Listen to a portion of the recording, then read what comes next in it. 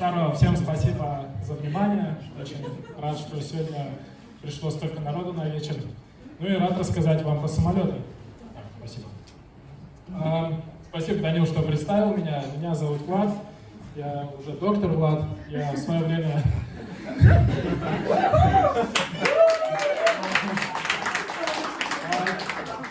В свое время закончил Московский авиационный институт. Моя профессия такая немножко романтическая, авиаконструктор. Хотя там романтики на самом деле мало. После этого я работал и недавно защитился здесь, в Пекинском аэрокосмическом. И сегодня я хочу вам рассказать про то, какие последние достижения сделаны в плане безопасности полета наших самолетов. И почему же они все-таки иногда падают. Все мы слышали об обледенении, да, все мы наблюдали в зимнее время, все мы из России, да, из стран, холодных стран, да. И обледенение — это типичная проблема для всего, что находится на улице. Как вы видите, данный код успешно борется с обледенением, на нем лежит снег, но тем не менее его мех защищает. К сожалению, самолеты пока мехом не обросли. И этот самолет испытывает в данный момент серьезное обледенение. Естественно, так он летать не может. Но самолеты все равно зимой-то летают, правильно? И для этого есть решение. Наверное, все из вас, когда летали когда-нибудь, наблюдали данное явление. Струя жидкости бьет в самолет, он антиобледеняется, и после этого вы куда-нибудь летите. Тем не менее, это является не основной проблемой. Основная проблема — это обледенение самолета в полете. Происходит это, как показано на симуляции, в условиях обледенения на крыле самолета, это крыло самолета, в условиях обледенения нарастает шапка льда, и происходит срыв потока на крыле. Потом расскажу, что такое срыв потока, хорошо. И, соответственно, это является серьезной угрозой для полета. Вы не хотите лететь на таком самолете, правильно? С таким льдом. Давайте поговорим, как же вообще, почему вообще нарастает лед на крыле таким образом. Все дело в том, что природа-матушка достаточно коварна. Все, наверное, подумали сначала, что обледенение происходит из-за того, что есть облака, есть снег в полете, да, где-то там наверху. И пролетая через это облако, самолет покрывается снегом, как вот тот котик обрастает льдом и падает, или что с ним происходит. К сожалению, дело не так, дело намного коварнее. Дело в том, что воздушные массы холодного и горячего воздуха смешиваются, потому что атмосфера, погода — это динамическая система. И капельки воды, капельки паров, они становятся переохлажденными. Они не кристаллизуются, они не становятся снегом или льдом, но они являются жидкостью. И при этом пролетающий самолет, попадая в это облако, тут же обрастает льдом. При столкновении с поверхностью аэродинамических поверхностей самолета эти капельки сразу же становятся льдом. Поэтому данное явление может быть как и зимой, так и летом. В данном случае вы видите то, что летняя атмосфера и положительная температура у Земли, тем не менее, где-то там на 2 километрах высоты у вас будет условие обледенения, если воздух достаточно влажный.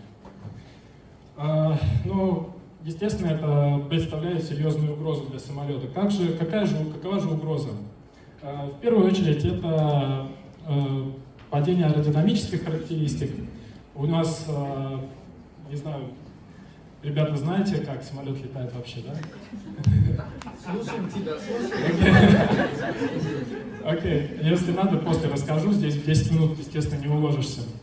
Аэродинамические характеристики, может, кто знает, подъемная сила, она просто-напросто падает. Вы видели на видео по симуляции, то, что срыв потока происходит, и подъемная сила падает, и увеличивается сопротивление, лобовое сопротивление самолета. это ухудшает характеристики там, на 50% или больше. Соответственно, ухудшается устойчивость и управляемость. То есть, когда ты летишь, много кто на самолете летал, кстати? Окей. Когда летишь, крутишь штурвал, баранку, ну, фактически от машины большого отличия нет. В общем, если рули заходят в какой-то... Если рули заходят в какое-то критическое положение, то самолет начинает падать, и восстановить, к сожалению, это невозможно. Также уменьшается срок службы агрегатов. Ну, представьте себе винт вертолета, который на одной части снег нарос, на другой нет, и что с ним будет? Естественно, это угроза безопасности полета. И если вот этому самолету повезло, он сел хорошо, да, видите, у него обледенилась фронтальная кромка, как показано на симуляции, это реальная фотка, да, то вот этому самолету, где здесь указка? Вот видите американский флаг, да? Вот ему повезло меньше.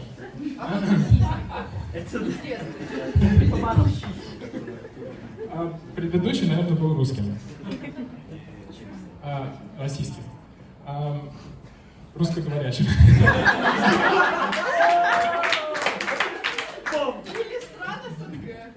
Да. Значит, ладно, я вас, короче, уже, наверное, напугал изрядно, вы перестаньте на самолетах летать, потому что все-таки... Да мы уже Не летают. Ну ничего, может быть. Расскажу немножко о том, как же все-таки защищают сейчас на современных самолетах от обледенения. На данной фотке вы видите цифрами показанные точечки. Это все зоны защиты от антиобледенения на пассажирском современном самолете. Основными из них и самыми важными являются аэродинамические поверхности, такие как крыло, оперение и воздухозаборники двигателей. Потому что они тоже, воздухозаборники это тоже большая проблема, воздух влетает туда, может попасть в лед, и самолет может упасть. Поэтому это является большой проблемой и для других типов самолетов, вертолетов и прочей летной техники. И решение поиска системы, которая будет действительно защищать на 100%, очень сложная задача. Потому что типы и задачи самолетов, скорости и такое прочее разные. Тем не менее, системы защиты от обледенения есть тепловые, которые уже разработаны, уже летают. Механические и жидкостные, и разрабатываются новые. Это такие как микроволновая, ультразвуковая или смешанная гибридная система. Но остается самым важным — это эффективность этих систем и надежность, а она не стопроцентная, к сожалению. Поэтому сейчас ведется, так скажем, экстенсивный research, экстенсивное исследование по поиску оптимальных систем. Тепловые системы, они наиболее распространены на гражданских судах, потому что они показали наибольшую эффективность и надежность. Но у них тоже есть свои недостатки. Я хочу поговорить немножко, рассказать вам об обледенении на Боингах, потому что мы все летаем на этих самолетах, чтобы вы не пугались, что что-то упадет. Ну, это не точно. Да. Может, кстати, В общем, не пугайтесь этого кадра, здесь на самом деле все понятно, сейчас расскажу. Это система антиобледенения тепловая, установленная на Боинге 767. Она старая, проверенная, давно летает. Эта система работает, тепловая система, она работает от горячего воздуха, отобранного от турбины двигателя. Как вы видите, здесь движок самолета, да? И по каналу горячий воздух порядка 200-300 градусов Цельсия попадает, вдувается вот в крыло, в переднюю часть, вот таким вот образом. И, соответственно, антиобледеняет, защищает от обледенения вот эту вот переднюю кромочку крыла. Таким образом, самолет вроде бы защищен, да? И все окей, отлично. Но на самом деле нифига. Потому что, во-первых, при отборе энергии на десятки процентов тяга может упасть, не может, а она падает на десятки процентов от номинального значения. И более того, при размораживании крыла часть размороженной воды может улететь назад и заморозиться на закрылках, что тоже может влиять на безопасность. Таким образом, на взлете самолеты не очень приспособлены для антиобледенения, на самом деле. Наверное, вы слышали, вот там самолет упал на взлете, там высота небольшая. Как раз-таки потому, что турбина не справилась или какие-то другие причины могли быть. На новых Боингах, кстати, я проектировал вот этот Боинг, работал, 787, я в него там где-то часть делал в свое время в Москве, в московском центре. Вот это современный Боинг, на нем уже стоит немножко другая система. А кто, кстати, летал на 787-м? Наверное, многие уже летали, да?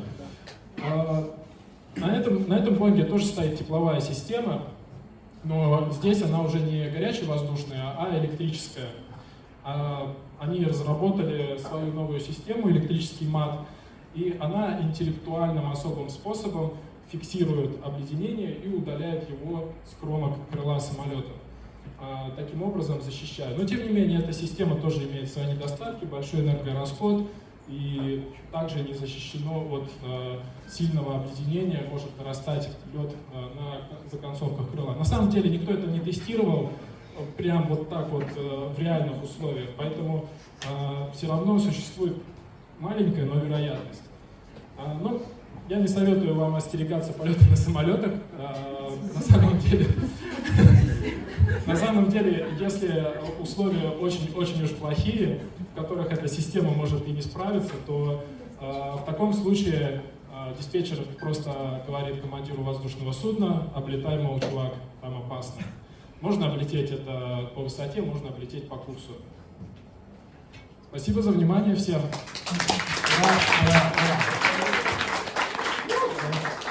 Давайте мы послушаем вопрос от девушки. У меня два вопроса. Давайте. В общем, где самое безопасное место в самолете?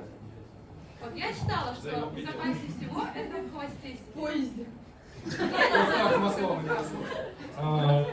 Хороший вопрос. Меня его раньше тоже спрашивали. Я, наверное, скажу, что, может быть, это не для всех самолетов правда, но у самолета самое такое надежное место — это центроплан, то есть там, где крылья стыкуются, точнее не крылья, а консоли крыльев, если я буду правильным языком говорить. Консоли крыла, у самолета одно крыло и две консоли. Есть центроплан, который стыкует два крыла для передачи нагрузки. Момент с одного крыла идет, момент с другого, и центроплан держит фактически весь вес самолета вот в этом месте. И это место, оно достаточно хорошо защищенное. Поэтому если ты сидишь немножко позади него, наверное, вероятность от того, что самолет упадет и ты выживешь, выше. Что делать, тоже проблема. Константин, ну давай. Для вас все-таки первым делом девушки или самолет?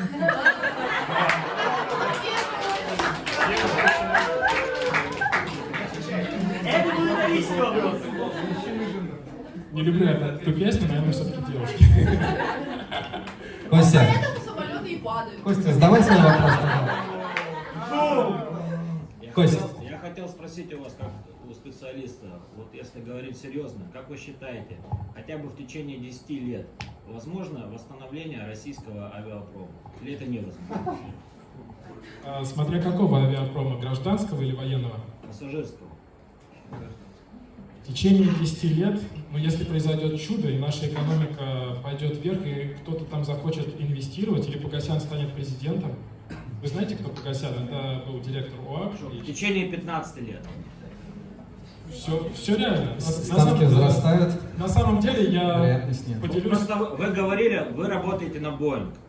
Вы участвовали в программе. То есть я так понимаю, что то, что я понимаю. В целом, да. Боингов, я просто скажу статистику. Боингов делают в год более 500 штук каждый год. У них конвейер, Боинг 737, 757 там, и так далее. Они движутся медленно, их собирают. У них все поставлено на производство. Они достигли максимальной экономичности. Наши делают опытное производство, наши делают, в принципе, хорошие машины. у нас разработки есть сильные, но у нас опытное производство, у нас нету конвейерного, экономичного производства, поэтому, чтобы сделать такой конвейер, нужно затратить большую инвестиции, долгосрочные, на 10, может быть, лет, ну, может быть, на 5 лет, чтобы развить это в производство там, хотя бы 100 самолетов в год. Сейчас в основном соревнуются Airbus и Boeing. Я работал в московском Боинге, в московском центре Боинга. Там работают наши ребята просто потому, что эта работа немножко выше по зарплате и да, удобно. Спасибо. Давайте вот вопросы еще от Дмитрия, да, у вас? Да. Да, от Дмитрия. Добрый вечер, Влад. Вопрос, я ответ немножко уже знаю, но все-таки расскажите ребятам про те самые ультразвуковые системы, как они там вибрируют и как они защищают нас от обледенения. Система обледенения. Да. Хорошо, да. Да, частью моей научной темы была ультразвуковая система объединения, это новая система.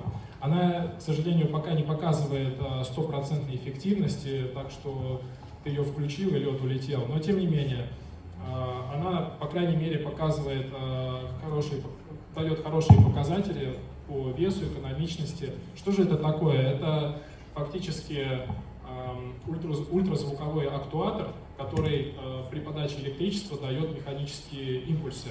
И эти механические импульсы подаются на обшивку передней части крыла, да, передней части, где мы хотим это защитить от обледенения.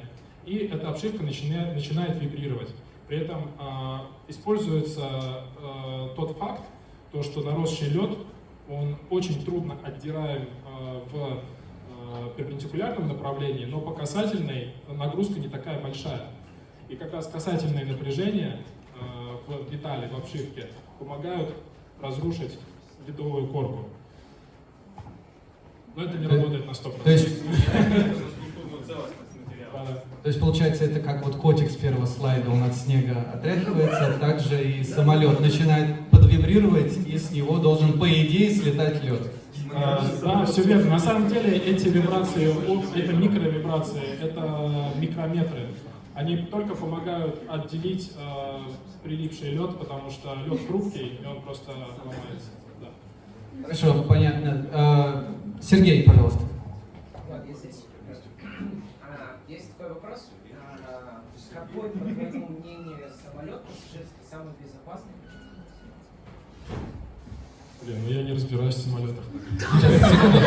Ребят, я понимаю, что Влад из авиации, но у него тема обледенения. Если вы берете какой-то вопрос по объединительным системам. Я отвечу, ничего страшного. Ты, конечно, ответишь сейчас, но было бы интересно все-таки по теме. Это я пошутил, Серег, на самом деле я не знаю. В общем, конечно же, те самолеты, которых... Здесь просто статистика работает. Здесь просто, если ты хороший математик, ты поймешь, что Boeing и Airbus самые безопасные. И все.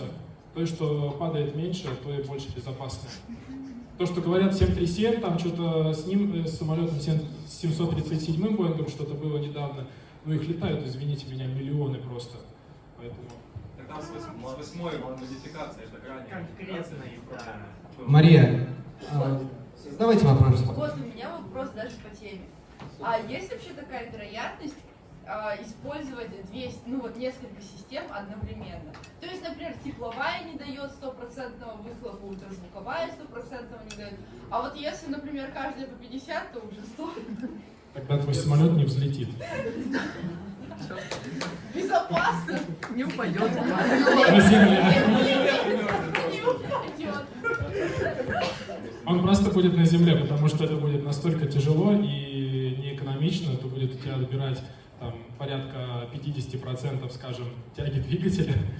Тебе нужно будет ракету делать. Ну вот, а вот эти вот жидкости для объединения, это так на самом деле, нам просто показать, что что-то произошло хорошее, типа обледенился, все, садитесь, все хорошо. Давай из подробностей.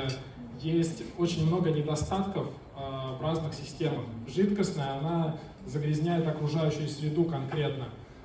Сама технология выпрыскивания жидкости, я просто знаю, делают на маленьких самолетах, лазером выжигают маленькие отверстия, это подается, но ты прикинь, как нужно сервисно каждый день обслуживать этот самолет, чистить ему это крыло, заливать эту жидкость, параллельно подогревать, и не дай бог, что-то откажет. Очень много звеньев. Очень много звеньев. Давайте Надо, тогда- чтобы как автомат Калашникова, работало просто, да. Верно. Поэтому Поэтому мы... все ходим. Ирин, ты хочешь задать вопрос по обледенению? Ну, чуть-чуть не совсем. Про Про самолет. ангелы тоже умирали на самолете. Хорошо, вопрос в другом.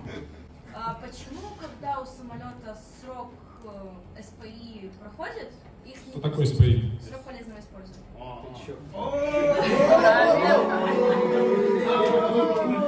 Почему, когда СПИ проходит, самолеты просто не утилизируют, не разбирают на запчасти и как бы не... а продают? То есть, допустим, опять же... Кому продают? Северной Корее продают.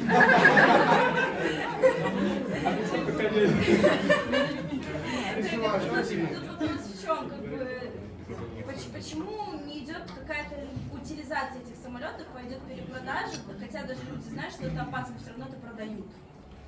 Их не утилизируют.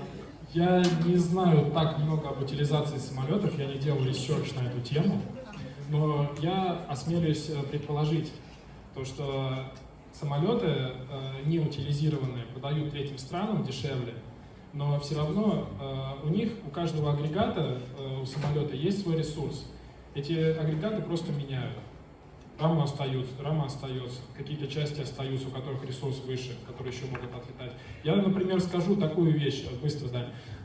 Я когда работал с Боингом, у 747-го Боинга, фрейтера грузового, у всех там 1000 самолетов, у них трещала фюзеляжная балка, вот у нее трещина росла, это был недочет. У меня работа состояла в том, чтобы заменить эту балку, назначить ремонтный крепеж и самолеты, чтобы дальше летали. Я делаю эти чертежи. Такой корабль Тесея получается. Хорошо. Хорошо, Влад, спасибо тебе большое. Спасибо. Ребят, а мы в свою очередь...